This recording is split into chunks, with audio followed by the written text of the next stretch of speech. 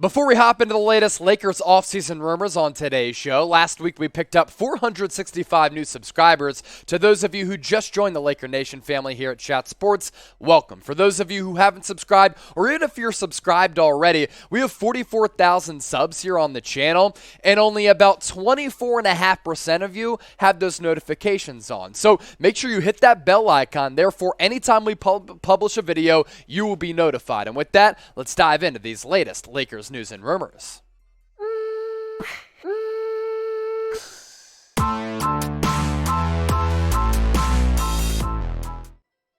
Welcome into the Lakers Report by Chat Sports. I'm your host, Chase Senior. Hope all of Laker Nation is having a phenomenal week. We have some really fascinating rumors to dive into on today's show, and there's growing buzz, at least according to internet rumors, that Zach LaVine might want to do a sign-in trade with the Chicago Bulls and get sent to the Los Angeles Lakers. So this tweet coming from Basketball Forever, it's making its rounds on the internet right now. I kind of compare it to Ballsack Sports to a certain degree. But either way, let's look into it and let's have an open-minded conversation here, because anything is possible, as evidenced by what happened in the NFL offseason, where there was a bunch of ridiculous and crazy movement. So Basketball Forever tweeted this: Zach LaVine is eyeing the possibility of joining the Lakers this summer through a sign-and-trade deal, according to ESPN. LaVine has the same agent as LeBron James, Rich Paul, and 2 years ago, LaVine said, quote, "I would love to go out there and play with LeBron." Here's the problem. We did our journalist research, and we saw that no other media outlets have been able to confirm this report. We don't know if anybody actually said this from ESPN, so technically this cannot be classified as a report. Now, in my previous job before Chat Sports, I used to be a Big J journalist working for a local news station in Pennsylvania. I hated that gig. That's why I'm here. It's a lot more fun to talk about sports than it is local news, house fires, homicides, and all that stuff, even though covering Penn State football was pretty legit. But we really dove deep into this, and we saw, okay, we're looking on Twitter, canvassing the landscape. No other media outlets have actually said and reported that Zach LaVine wants a sign-in trade that would send him to Los Angeles. And while this is probably fake news, that doesn't mean that we can't have an open discourse, that we can't entertain the idea, because so many people going into the NFL offseason said, these rumors are ridiculous. This will never happen. Anything can happen in professional sports, especially during the player empowerment era. And here's what Zach LaVine said back in 2019. There's a lot of dudes out there I'd love to play with, but is it going to be realistic? Everybody wants to play with the best players in the world, I would love to go out there and play with a dude like LeBron James, but you're not going to get those types of opportunities, I don't think. LaVine keeping the door open, saying, I don't think. Could it happen? Only time will tell. I want to hear from you, though. Would you actually want LaVine in Los Angeles if it did end up ringing true? Type Y for yes, type N for no. I want to hear from all of you in the comment section right now.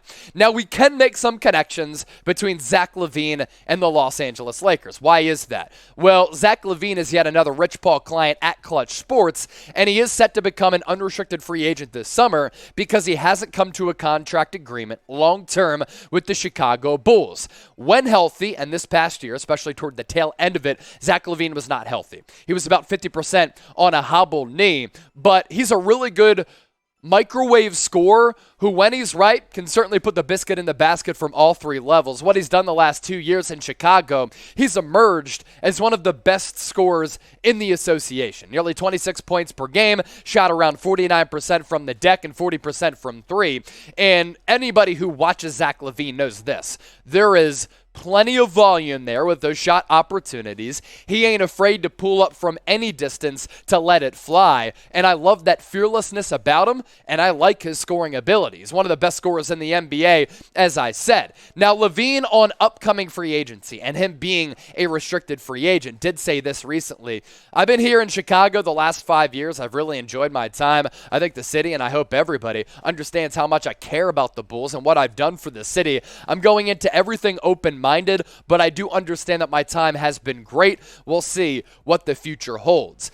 A lot of you watching right now are probably also asking, about the salary cap ramifications. I think Eric Pincus does a really good job of being a salary cap guru. For me, I don't like math, and I think sometimes salary cap nerds are really annoying, but Eric Pincus did say this. Mathematically, sure, it's possible that Zach LaVine could go to LA. Practically, probably not. That it's technically possible will likely make this a daily question on Twitter for the next few months. Yeah, we already took care of that. Though probably also would have been if possible. We're splitting hairs here. So the chances of LaVine actually going to LA are pretty slim.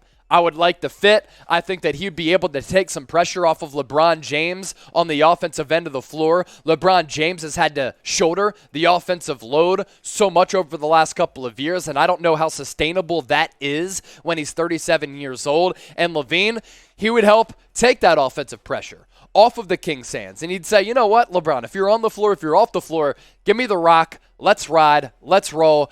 I'm going to find a way to score and will us offensively.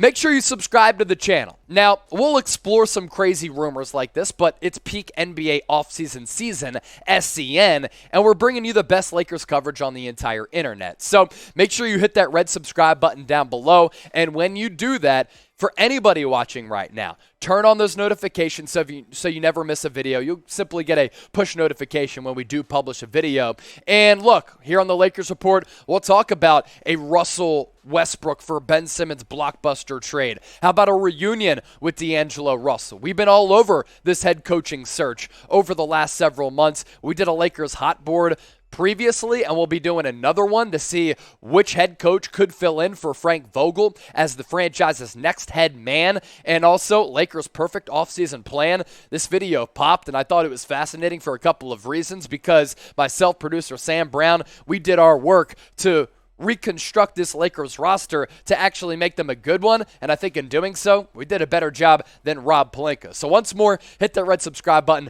turn on those notifications. You're watching the Lakers Report by Chat Sports. Chase Senior here with you. Appreciate all of you for making today's show a part of your day. Should the Lakers consider a LeBron James trade? That's what we're chopping it up and talking about here after Stephen A. Smith went on First Take with J.J. Redick. By the way, J.J. Redick and Kendrick Perkins, the two best NBA analysts at ESPN nowadays, by the way. And Stephen A. Smith said, look, LeBron James is the only player who has value on this roster. I'm not disrespecting him by saying this, but I think they should try to trade LeBron James. That coming from Stephen A. Smith. Here is the exact quote. This is not throwing a speck of shade on LeBron James. It's actually a testament to his greatness, and it's a compliment to him that I'm saying this is what the Los Angeles Lakers should consider.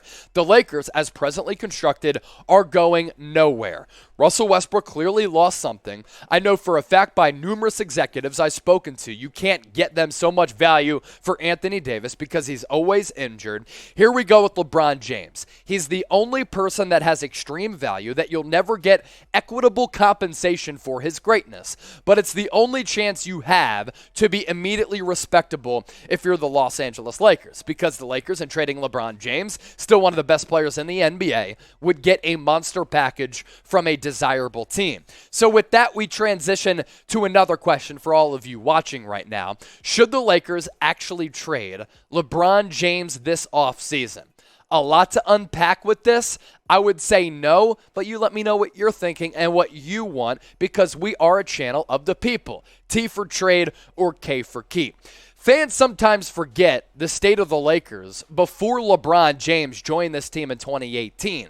Even when Kobe Bryant was actually still playing well and had some gas left in the tank, this Lakers team was not good. They didn't have playoff success. There were years where they weren't even making the playoffs, failing to get out of the first round in other campaigns. LeBron James comes in. That first year, he was injured. Second year, though, NBA bubble, they win the NBA championship. And even with last season's downfall, adding LeBron James has helped the Lakers get a title. It's helped them get them back into relevancy. So at the end of the day, while a couple of these seasons with the LBJ have certainly been frustrating, it's been worth it. Why? Because you won a 17th NBA championship, and LeBron James and the trade for Anthony Davis, two of the key reasons why you hoisted the Larry O'Brien trophy. I do think LeBron can right the ship. Can he right the ship and carry the team like he did in his early mid-20s when he was with the Cleveland Cavaliers?